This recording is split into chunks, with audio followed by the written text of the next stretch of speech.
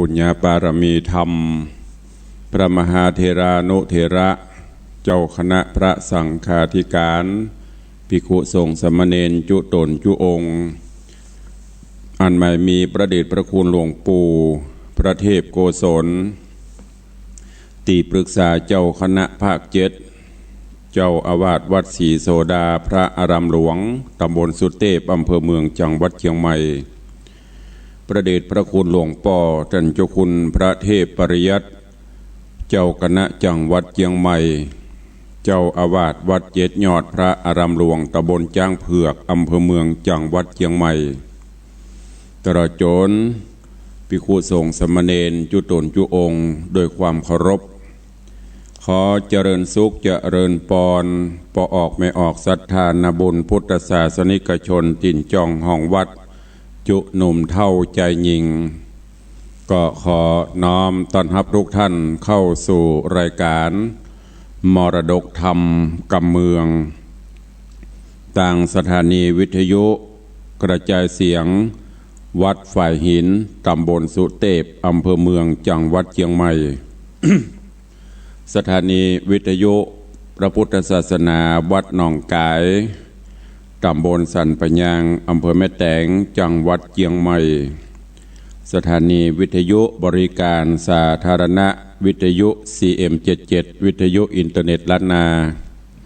สถานีวิทยุพระพุทธศาสนาจังหวัดเชียงรายและในวันนี้ได้รับเมตตาจากท่านผู้อำนวยการคลื่นวิทยุสีขาวเพื่อเจ้าประชาท่านอาจารย์พระครูอภิวัฒนวิกรมวัดปากต่างเจริญอำเภอดอยหล่อจังหวัดเชียงใหม่ ได้เมตตาถวายเวลาลิงสัญญาณไปยังสถานีวิทยุดีเจอ้อยอำเภอโสปราบจังหวัดลำปางสถานีวิทยุวัดห้วยตองซักอำเภอจอมตองสถานีวิทยุเวียงป่าเป้าเรดิโอ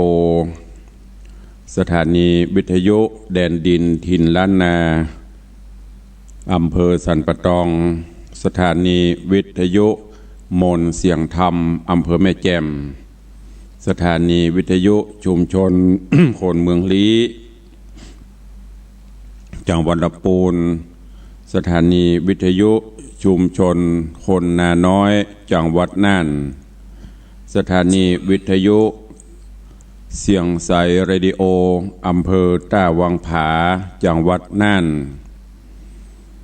สถานีวิทยุเสียงธรรมจากวัดจันทร์อำเภอกัลยาณิวัฒนาจังหวัดเชียงใหม่สถานีวิทยุน่านฟ้าเรดิโอ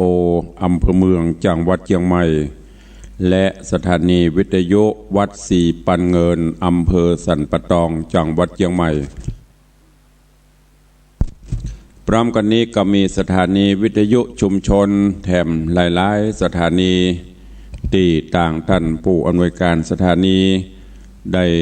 ลิงก์สัญญาณออกอากาศให้ญาติโยมทั้งหลายได้รับฟังบัดเต่าแต่นั้น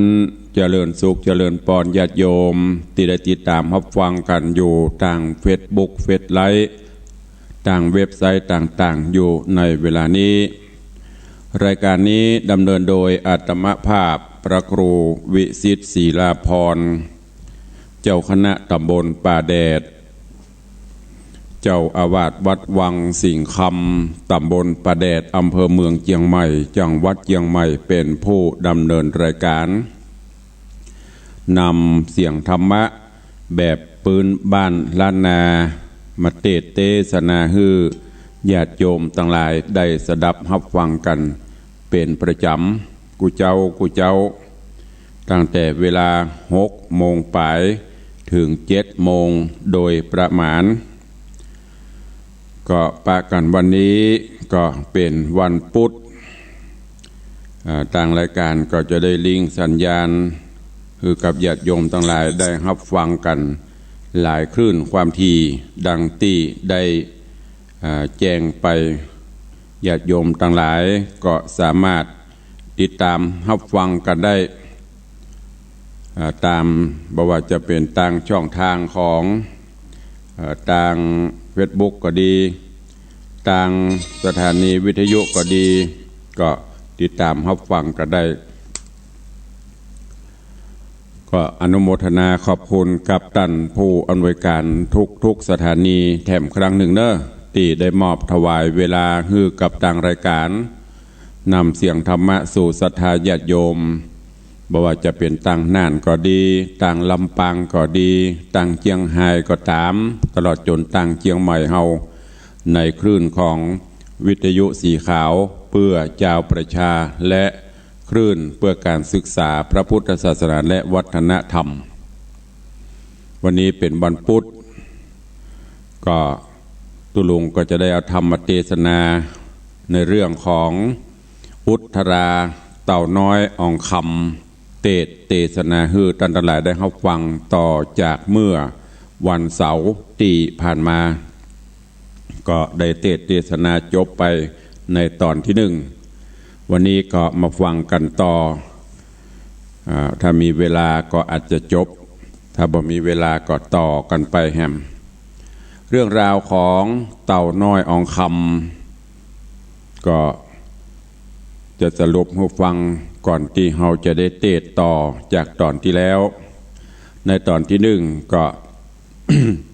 ได้กล่าวถึงกุปปะเศรษฐี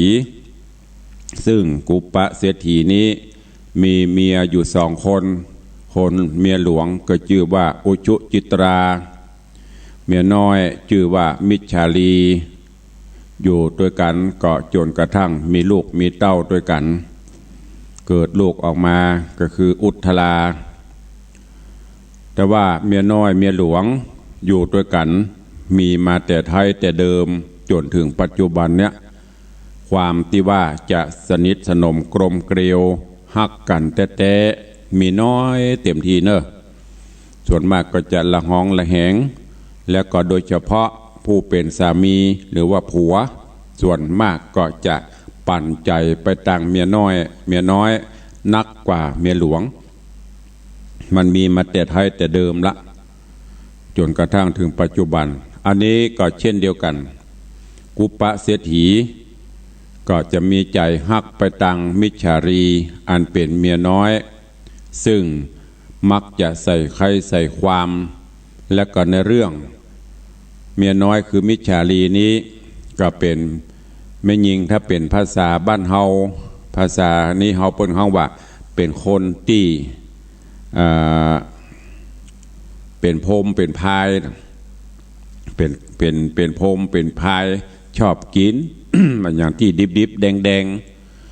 กินดิบปลาดิบหมู่นี่ก็มีวันหนึ่งพ่อเศรษฐีก็มาคิดว่าน้องถึง2ครอบครัวเฮาถึงแม้จะร่ำจะรวยแต่ถ้าเมาก็กินจ่ายของเก่าของเดิมมันก็จะหมดจะเสี่ยงไปวันนี้เฮาปากันเอาเรือลงไปตามแม่น้ำลำคลองเนาะไปเสาะปลาเสาะอย่างมาได้นักก็ดีได้น้อยก็ตามเอามาแกงไม่ยังกันสู้กันกินไปก็จะเป็นการประหยัดไป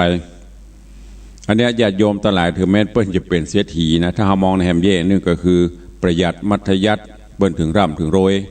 แต่ก็ไม่ใช่ถึงยัดปีนะถึง3ถึงผัวถึงเมียตกลงกับปลากันลงเรือพอเศรษฐีเป็นคนหาปลาซ่อนพ่องตอดแหพ่องยังพ่องไปเนี่ย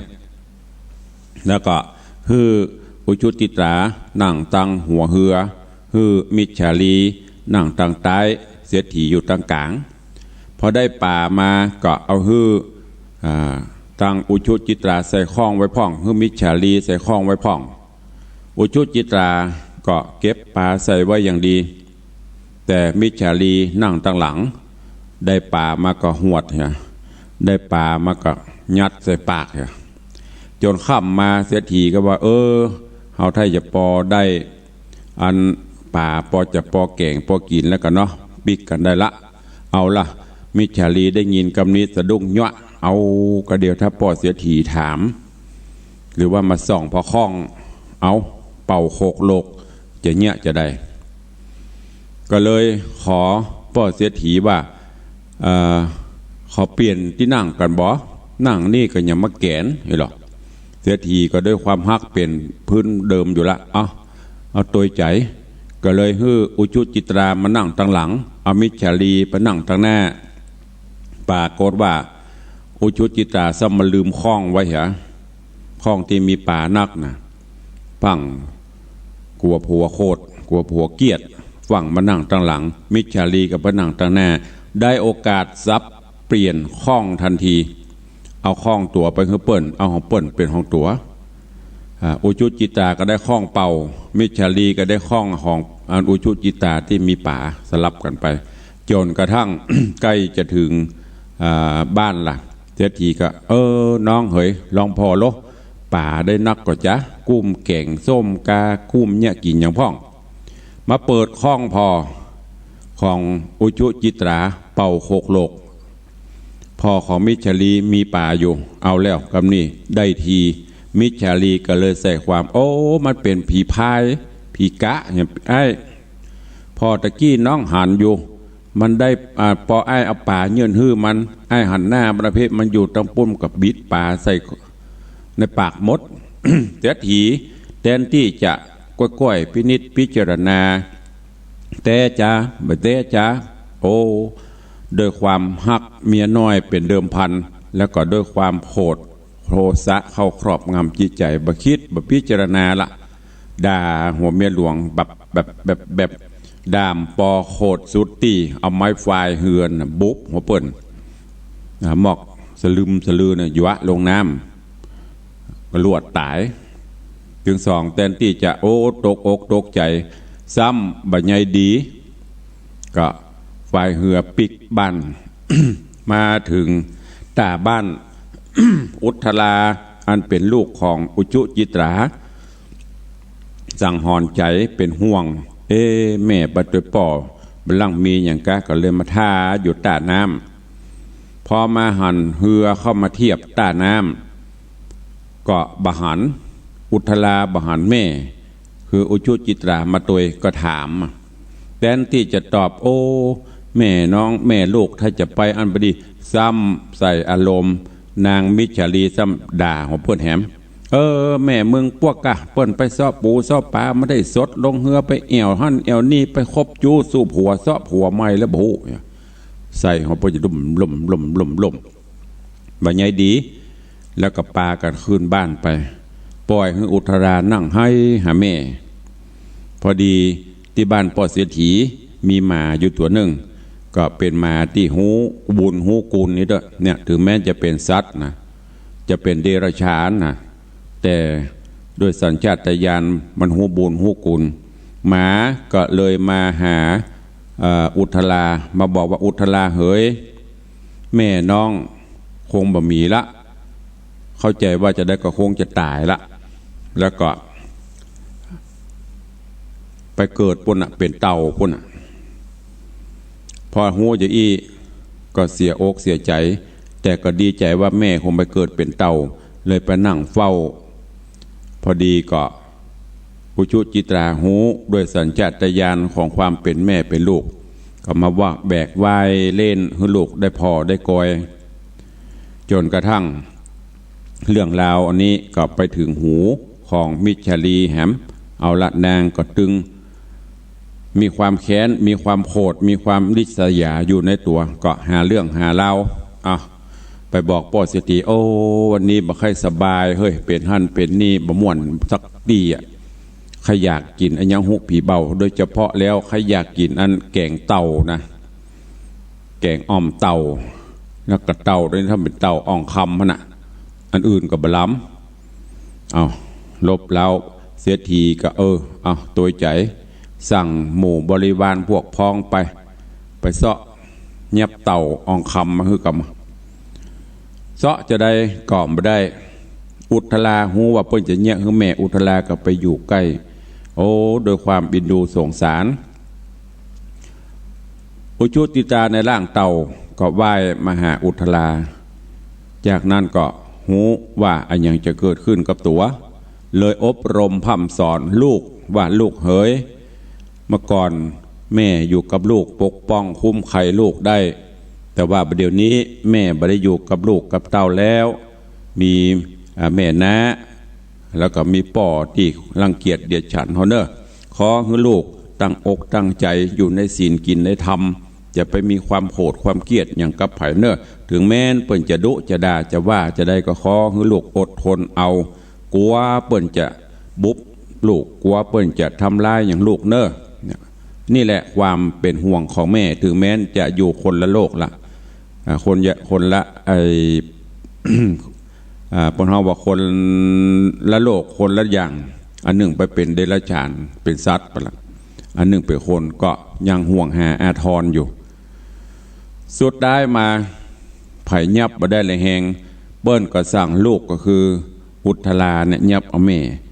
ยับมาได้ละไปปอมิจฉาลีก็ซ้ำสั่งฮือบริวารข้าทาสบริวารต้มน้ำฮ้อนแล้วก็สั่งฮืออุทลาน่ะเอาน้ำฮ้อนมาลวกแม่จนกระทั่งตายบัญญัติก็ไม่ได้เพิ่นจะบุบจะตีจะเคี่ยนหัวพอตายแล้วเขาก็เอาเต่าไปแกงไปอย่างตามที่นางอยากจะกินแต่แล้วไม่ใช่แค่กินจนกระทั่ง หมาก็ไปบอกฮืออุทลาว่าอุทลาเหยได้ยินแม่เพิ่นบอกไว้นิมิตเพิ่นบอกว่าคือเอากระดูกเอากระดองของแม่เนี่ยไปฝังไว้พุ่นเนอะที่นอกประตูเมืองปุ่นอุตลาได้ยินจะอีกก็ดีใจกับไปมาก็ไปกราบเอากระดองเต่าน่ะของแม่เอามาฮืออุตลาก็เอาไปฝังไว้ที่ประตูเมืองแล้วก็กระดองเต่าของอุชุจิตราก็กลายเกิดมาเป็นต้นสีมหาโพธิ์ กับเมืองเขาคือต้นมัสลีเป็นต้นมัสลีที่งามจนกระทั่งพญาเจ้าเมืองปราณสีเสด็จประพาสออกไปเมืองไปหันใส่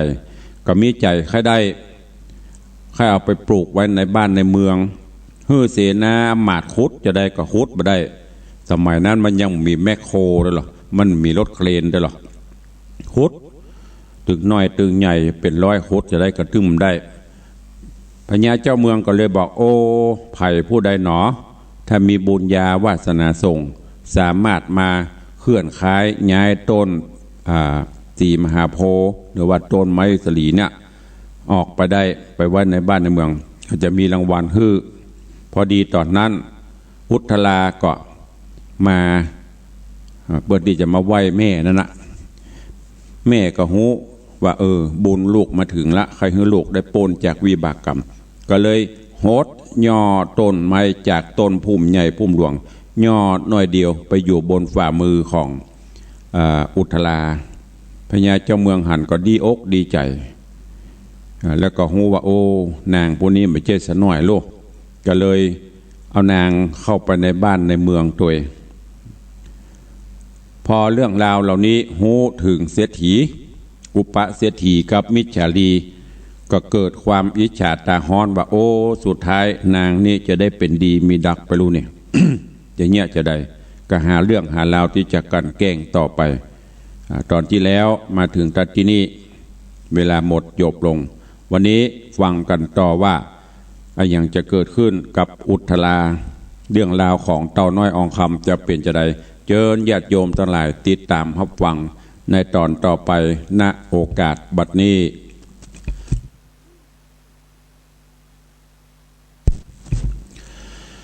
นะโมตัสสะภะคะวะโตอะระหะโตสัมมาสัมพุทธัสสะสัทธโวฟังลาโสตุจันนะสัพปุริสะต่างหลายดังยิงและใจหนุ่มเทาอันปากันเล่าทาดาฟังยังรัสธรรมเตสนาอุทราเต่าน้อยอ้องคำลำดับมาเถิงตอนที่สองเนื้อเจ้าเจิญศรัทธาตั้งหลายหนุ่มเทาจุงตั้งใจเล่าดาฟังต่อไปนานี้แหละนาตาในกาละนั้นเราปู่บาปเศร้าเสียทีกับอีกาลีแม่นาก็มาหูว่านางนอดลาอุทลา ได้เป็นจาญาเต้าเจ้าก็ไม่เอาเครื่องขี่ใครฆ่าตีนางอุทธราปู่บาปนาหยาบจ้าก็มาแสงว่าเป็นเปียที่กลานักลายก็อานัดหมายกันไว้หือสาวใจไปสู่ยังที่อยู่ปุรีก็ไขว่าตีบอกเล่าตั้งแต่เก้าสุดปลายกับนางบุญภายหูแล้วก็ฟังมหาป่อแก้วเศรษฐีก็มีหันและนาอ่านว่าปู่เศรษฐีและนางถอยไรก็มาขุดขุมไว้เป็นดีไปในมีดหนามและขวากเหลี่ยมแหลมเซลมากนานำนาก่อนนางอุทธลาติวไตนางก็ไปตกลงขุมใหญ่ลงไปจุ้มคนในขาใจแห่งปู่บาปใบเศรษฐีก็เอาน้ำฮ้อนมีมาหดลาดนางน้อยนาดอุทธลาลวดมรณาโม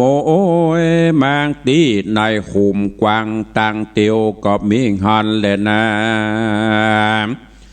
ตีนานหมู่ขาใจปู่เศรษฐีก็เอาเครื่องประดับดีบ่อเศร้าทะลง เครื่องทะลงนุ่ง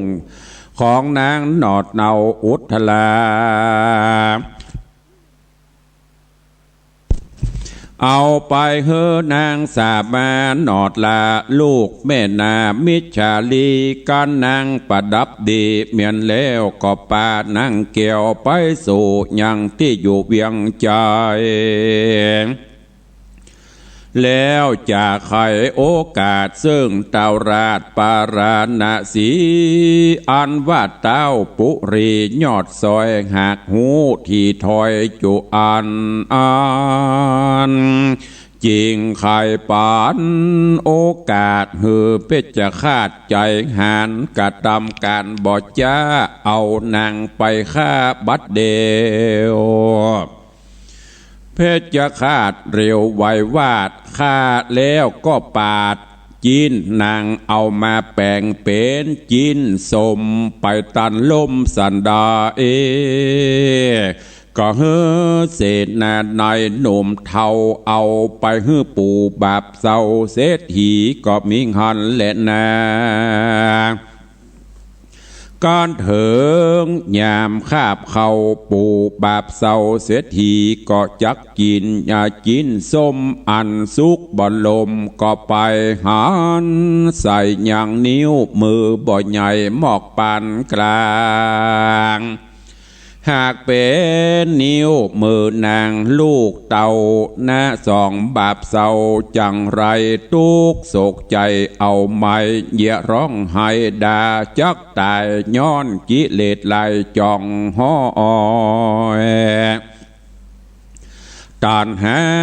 ถอยบางอำเป็นดังกรรมแต่ไทยใครบอกไว้เดิมดีว่าหารเปิ้นเป็นดีมั่งมีอย่าไปใครใดหารเปิ้นตุกยากไรอย่าได้ดูแควนการว่ามีเงินแสนอย่าได้อู้อวดจ้างมีโทษโดยมานั่นแหละนะการวาดนางอุทธราโมยมังในขุมกว้างขวากนามบุญอันงามที่นางสร้างไว้ก็ได้ป่าไป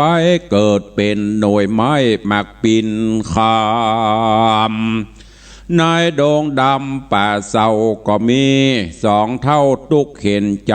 ได้นำเอาหมากปินคำไปลีซ่อนไว้ในบ่อนตูบน้อยอันมีขาดหยาดย้อยหลุดไหลสองยามสองเข็นใจเจ้าบ่อยู่นางกลิ่นกูอุทธลาก็ออกมาจากหมากปินคำแล้วหน้าน้ำปัดกวาดหือบานเฮือนสะอาดหมดสาย ช่วยสูมไฟหนึ่งเข่ากันสองเท่าป้าปูปิกปอกสู่เกหาก็หันกันแย่น้อยนาดวันนะอาจเหลือคนเฝ้าเฮือนโตนนั่งอยู่ก็กล่าวอู้จะทำกันหูความที่ถอยก็ฮักนางอ่อนน้อยดังบูตากันสองอนาถากันสองอนาถาปูป่าไปสอดป่าดงดานก็เก็บดวงบานดอกซอยมาเสียบห้อยเอาไปขายแย้มนอนเสนานายเต้าเจ้าผู้เป็นเก้าปาราณาสีหันดวงดีดอกไม้ก็ซื้อถวายเต้าไทยตะโรงเมืองอันบาเต้าบุญเรืองนันเราหากเป็นนอพระเจ้าสัพปัญญูมีพระญาดูจบจอดก็หูรอดขี่ญาว่าปวงบุผาดอกซอยเป็นของนางอ่อนน้อยอุทราอ่านมรณาแล้วมาเกิดใหม่เต้ายศใหญ่หูแล้วก็ขี่จังแก้วมงคลน้ำดีปนมวลโมรีไปสู่ส่วนอุทยานก็ปานงครานนอดลางามเงือนฟ้าอุทลาไปเป็นจาญาอยู่สะอางน้อยผาศาสตร์กวางปันลานาสีเป็นเตวีน้อยอ่อนดังแต่ก่อนหนหลังมานอนเลยนะที่เนจักวันนาจะเล่าเถิงปู่บาปเศร้าเท่าเศรษฐีกับนางกาลีเมตนาอันได้ขานางเต่าคำเป็นบาปกรรมบ่อนน้อยตกเมื่อซอยนานมาซ้ำฆ่านางอุทลาแถมเล่าอันปู่บาปเศร้าจังไรและนางใจไฟกระยาบกระทำบาปหึกนาบาปกรรมมาตอบสายได้ตกให้อเวจีสะบวยตุกขีหลายแหล่บอกเวนเว่คืนวันแหละนาอ่านว่าพญาพรหมตราชเจ้าพระศาสตร์ปราณสีกับเตวียอดซอยคือนางอ่อนน้อยอุทลาบ่อปาลาบาปเศร้าตุขะอามเจ้าปั้มเป่งธรรมมีสินจำบ่ขาดบ่ประมาทต่างตานเหินเมินนานแต่เล่ารอดแก่เท่าจะลาลวดมรณะลับรากตายละจากเมืองโคนก็ได้เอาตนไปเกิดในห้องฟ้าเลิศตุสิดาก็มีงอนเล็ดนาเนติดังขีญาสังวันนันนาวิเศษจากห้องเหตุธรรมเทศนาอุทราเต่าน้อยอองคำก็บังโกมสมเรศเดชก็จบอวสานไปเป็นตีเรียบร้อยเต่าน้อยอองคำนิยายธรรมตีปออกไม่ออกศรัทธาได้ฟังกันมาแต่เมินมาจนถึงบัดนี้ฟังแล้วฟังแถมฟังซ้ำก็บ่ฮู้จักอิ่มจักเบื่อเพราะในธรรมมีเนื้อหาสาระที่สามารถนำไปประยุกต์ใช้ในการดำเนินชีวิตประจำวันในตอนนี้หลังจากที่ถึงสองปู่เท่าเนี่ยเท่าก็คือกุปะเศรษฐี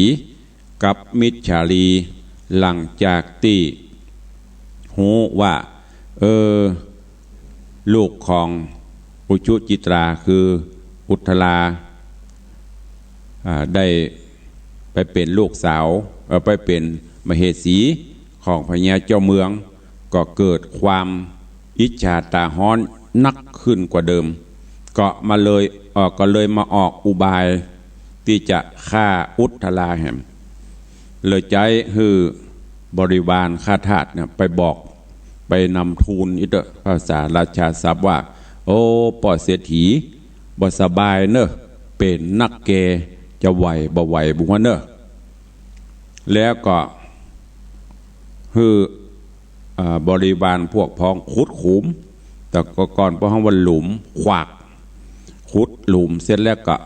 เอาไม้เลี่ยมไม้แหลมอย่างไปปักไปอย่างเปิ้นดักสัตว์ใหญ่ในป่านั่นนะแล้วก็ทำปกปิดไว้อย่างดีตำบลนี่พอบอกว่าตั้งปืนเป็นอย่างไปบอกอุทธราก็ด้วยความกตัญญูกตเวทิตาต่อป่อต่อแม่ก็เลยลาพญาเจ้าเมืองปราณสีสวามีฟังเพื่อที่จะไปดูไปพออาการป่อว่าเป็นจะได้พ่องพอมาถึงใกล้จะถึงตีโดยตีอนัตสัญญาหนทางมันก็คงจะมีทางมันมีทางอื่นนะมีทางเดียวแล้วก็ไปตกหลุมกำลังเตียวไปลงปรุบโบเมียไม่เลี่ยมไม่แหลมตั้งลุ่มตั้งสุดท้ายบ่ายปอยังสั่งปูเสียทีนะพอแล้วมันใจเหี้ยมโหดปานใดสั่งเสนาอำมาตย์สั่งบริวารทั้งหลาย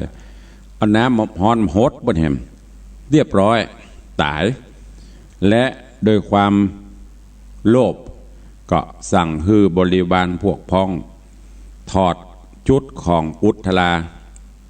ถอดไปไหนถอดเอามาใส่นางสามาซึ่งเป็นลูกสาวของมิจฉาลีลูกเมียน้อยเนี่ย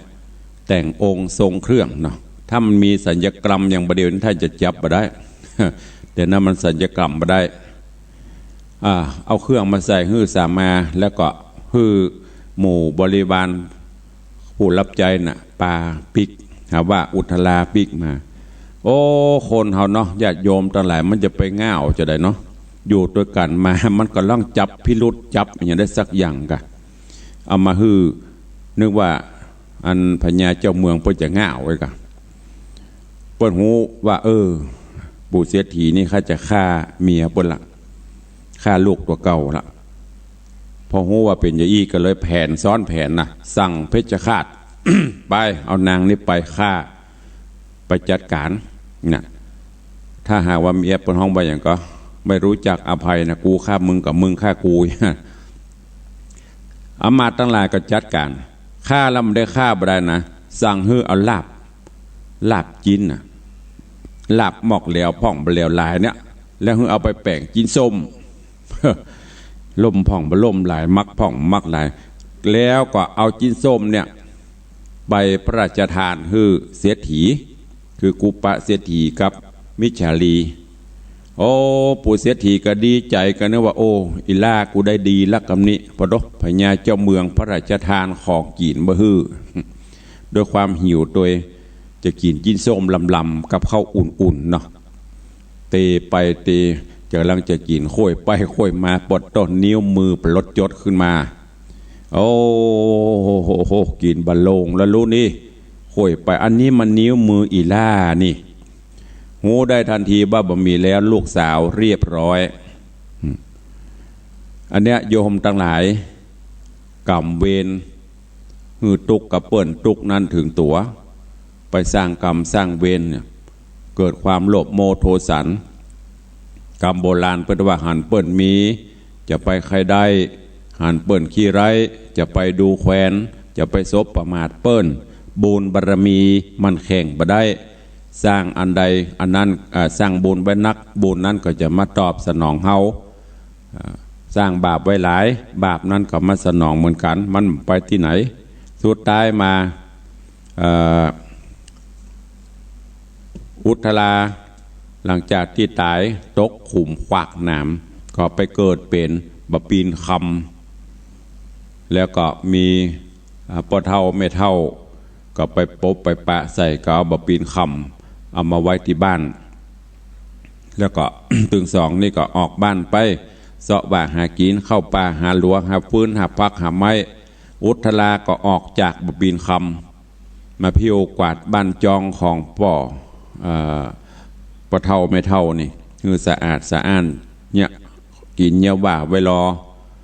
ค่ำมาเปิดปีกมาโหแปลกใจบ้านเฮาอย่างอันสะอาดสะอ้านขึ้นแฮมบ้านก็ได้มาหันว่าโอ้แม่ยิงน้อยนี่เป็นภัยที่ไหนอุทลาก็บอกเรื่องราวฮือโอ้ปอเท่าไม่เท่าก็ดีใจจากนั้นมาปอเท่าไม่เท่าออกบ้านออกจองไปเสาะของป่าล่าอย่างต่างๆเก็บดอกเก็บดวงมาวันหนึ่งเก็บดอกได้ดอกก็งามก็หอมก็เอามาฮืออุทลาห้อยเป็นพวงมาลัยแล้วก็เอาไปขายด้วยบุญนำปลาบริวารเสียถีบริวารเสนาอำมาตย์ของพญาเจ้าเมืองมาปบมาปะใส่ก็ซื้อแล้วก็เอาไปถวายพญาเจ้าเมืองฮู้ได้ว่าโอ้อันนี้เป็นฝีมือของอุทลาลูกนี่เป็นฝีมือของอุทลาฮู้แล้วก็สืบทราบว่าอยู่ที่ไหนก็เลยไปนำปลาเอาอุทลาปิกเข้าบ้านเข้าเมืองสุดท้ายก็ได้มาเป็นมเหสีพญาเจ้าเมืองส่วนภูปะเศรษฐีตลอดจนมิจฉาลีสุดท้ายมาก็ตายถูกแผ่นดินสูบตกมรณะขี่ไปทะลงทุกขเวทเวทนาไปเรื่องราวในธรรมนี้ญาติโยมทั้งหลายก็นั่นก็คือความอิจฉาตาฮ้อนความโลภโมโทสันกันผัวกันเมียกันเนี่ยเมียน้อยเมียหลวงเนี่ยมันมีเป็นอริกันมาตั้งแต่โบราณกาลมาจนถึงปัจจุบันเนี่ย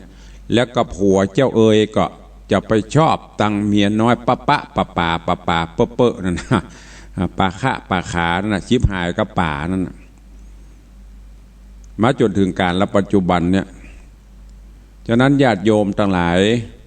อยู่ด้วยกันเมื่อตกลงโปร่งใจจะน้อยจะหลวงก็ฮึ่ฮักกันแป้งกันไปเตอะไม่ใช่ว่าอิจฉาตาฮ้อนกันจะน้อยจะหลวงก็ตายเหมือนกันหมดมีไผ่รอดทรัพย์สินสลิงคานโลภไปกับตาอันนะตายเฮาก็ตึงได้ไปตัวมีไผ่ลากเข้าประจาตัวอยู่ไผ่อยู่มันไปกินไปตันไปสร้างบุญบารมีไปแปลงจิตใจให้มีศีลมีธรรมบ่ต้องไปอิจฉาตาฮ้อนไผ่อย่างในธรรมเปิ้นบอกตะเกียหันเปิ้นมีจะไปใครได้หันเปิ้นขี้ไร้จะไปดูแควนบางเตื้อกับผ้าขี้ริ้วห่อทองหรอมันบ่แน่จะตาคนบางวันก็อาจจะดีขึ้นอย่างช่วงปัจจุบันเนี่ยเศรษฐกิจบดีอย่างที่ก็อดทนเอาเตอะมันเหมือนกันทั่วโลกวันหนึ่งมันก็ต้องฝ่าฟันไปมันว่ามีเกิดขึ้นตั้งอยู่ดับไปเป็นธรรมดาเนอะอยู่ด้วยกันก็ฮือฮักกันแปลงกันบอกว่าจะเป็นสถาบันครอบครัวบอกว่าจะเป็นสถาบันชาติศาสนาอย่างต่างๆประเทศชาติบ้านเมืองที่สำคัญคือมีศีลมีธรรมต่างคนต่างมีศีลมีธรรมข่มจิตข่มใจไว้เฮาก็อยู่ด้วยกันอย่างสันติสุขได้ขอฝากเป็นธรรมะขอคิดกับญาติโยมทั้งหลายในเรื่องของอุทราเต่าน้อยอ่องคำอาวสานลงเป็นตีเรียบร้อยคงจะมีสาระคติข้อคิดนำไปคิดพิจารณาเนอะโอ้เวลาก็เว้ยเนาะเหลือเวลาแถมประมาณ 7-8 นาทีก็จะหมดลงละก่อนที่จะได้ได้ได้จากันวันนี้ทางรายการก็ขอแสดงความเสียใจกับครอบครัวหนูวงคำเนอะครอบครัวของปทัดหนูวงคำที่ได้สูญเสีย4ภรรยาคือโยมแม่จันทราหนูวงคำบ้านแม่ป่งดอยสะเก็ดได้เสียชีวิตลงเมื่อตะวาลูกสาวได้โทรบอกว่าท่านเจ้าแม่ไปดีแล้วเนอะซึ่งเมื่อก่อนมานั้นโยมปทัดโยมแม่จันทราก็ได้รู้จักมักคุ้นเคารพนับถือกันกับตุลุงก็ได้หลายปีเป็น7-8 ปีเป็น10 ปีแล้วก็มีกินมีตานเพิ่นก็ถึงบ่ได้มาก็ร่วมโมทนาบุญมาโดยตลอดเนอะก็ลวดแจ้งฮื้อญาติธรรมตีรู้จักมักคุ้นเคารพนับถือในตนตัวของโยมแม่จันทราหนูวงคำใครฟังรายการเมื่อก่อนจะได้ยินเปิ้นโทรศัพท์เข้ามาร่วมรายการแล้วก็ครูบาอาจารย์ก็หลายตนหลายองค์นักจัดรายการหลายท่าน ก็คงจะหูจักเปิ้นก็ขอแสดงความเสียใจกับครอบครัววงคำหนูวงคำไปมาณที่นี่ตัวเนอะแล้วก็ตอนเย็นก็ทราบข่าวแฮมะตะวานี่โอ้ใจวูบไปหลายตะวานี่ก็มีไออุดก็มาบอกด้านลูกหลานของแม่บัวแก้วชัยสาวงปูคาสันกระแปงเพิ่นบอกว่าแม่บัวแก้วชัยสาวงเสียแล้วเนอะเอ็มโอ้ได้ยินทำเหมาะสลดใจเหมือนกันตะวานี่2 ลายเมื่อวันก็ไปเผาศพแม่ของท่านเจ้าพระครูประภัสสรนิรันดร์พระราชทานเพลิงศพแม่จันฟองก้อนป้อตีประจ้าบ้านน้อยก็ต้องขอแสดงความเสียใจตัวเนอะกับครอบครัวชัยสาวงก็ดีครอบครัวหนูวงคำก็ดีเดี๋ยวกำหนดการวันเผาจะได้ตุลุงจะมาแจ้งให้แห่งกรรมนอกจากนั้นก็ขออนุโมทนาบุญเนอะอนุโมทนาบุญกับญาติโยมทั้งหลายที่ได้ร่วมโมทนาบุญในการบริจาคปัจจัยปิดทองสารูปพระเจ้าในวิหารหลวงของวัดวังสิงห์คำขอบคุณแม่ยอดช่างขายดอยสะเก็ดร่วมเป็นเจ้าภาพโมทนา69 แผ่น690แม่อุ้ยมอนจันยาสมุทรบ้านน้อยสันกระแปงก็ร่วมโมทนาบุญกฐิน500 บาทร่วมปิดทอง200 บาทรวมเป็น700 บาทแต่ว่าบ่ได้แวะหาอุ้ยมอนสักกำเนอะเพราะว่าไปงานศพจะปิกมาแวะเนอะก็กึดถอกว่าเพิ่นว่ามันเปลี่ยนมังกะละไปศพไปเหี่ยวแล้วมาแวะบ้านมาเยี่ยมก็เดี๋ยวก็ตั้งใจไปก็ไปเยี่ยมดีๆเนอะแม่อุ้ยมอนจันก็91เข้ามาละอยู่เมินเนอะ100 สาวขอบคุณกับป้ออ้ายแม่คำพวงมาลาขอบคุณแม่สีออนพิไลล่าแม่มณีโถมยาอันนี้บ้านป่าไม้แดงโดยสะเก็ตขอบคุณยมนางสาวเอื้องเหนือเรือนงามเนอะแล้วก็มียมแม่จันเปงปิงพยอมนี่ก็ยมทำงานดูแลวัดร่วมบริจาคกฐิน1,000 บาทร่วมเป็นเจ้าภาพปิดทองแห่ม20 แผ่นเป็น1,200 บาทขอบคุณอนุโมทนาบุญตัวเวลาเหลือน้อยเดียวเนาะใครจะอู้ตัวตุลุงก็เดี๋ยวรายชื่อก็ประกาศต่อไปเพราะว่าวันนี้ลิงก์ไปตามคลื่นสีขาวตัวใครจะอู้จะจะจ่าแจ้งผลการรับฟังกับตุลุงมีข่าวสารอันใดจะฝากก็เข้ามาเนอะ0817836540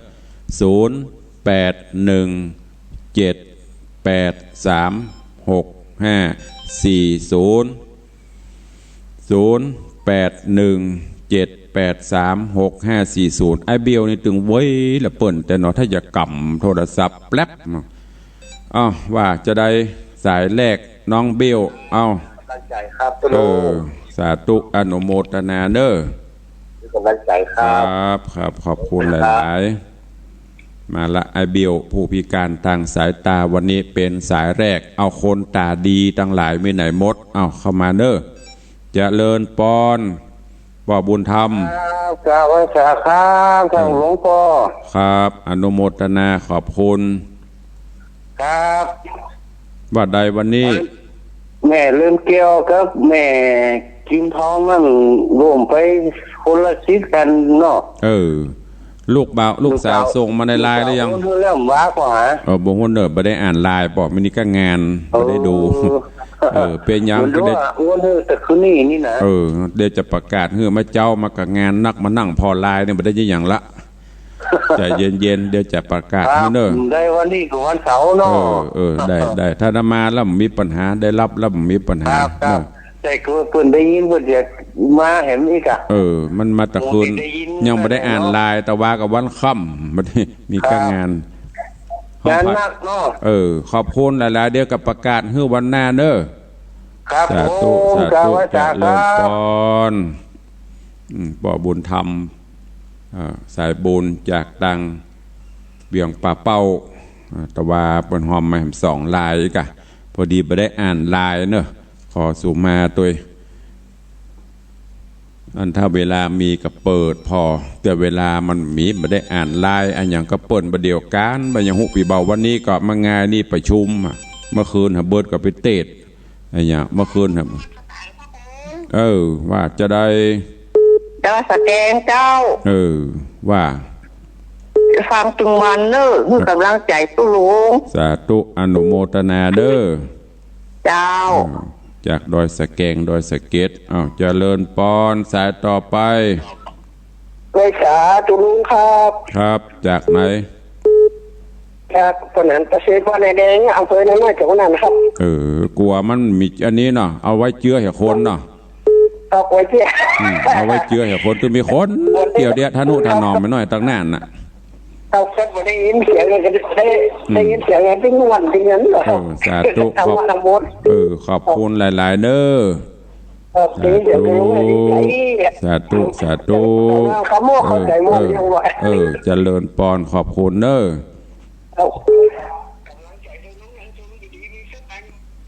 เจริญปอนสายต่อไป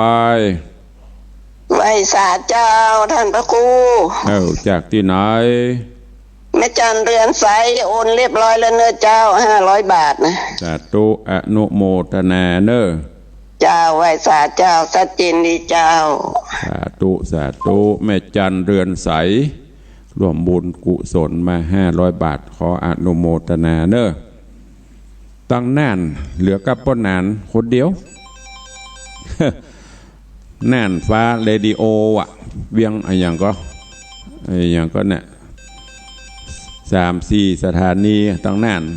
มีกับป้นนานคนเดียวเอาไว้เจือเจริญปอน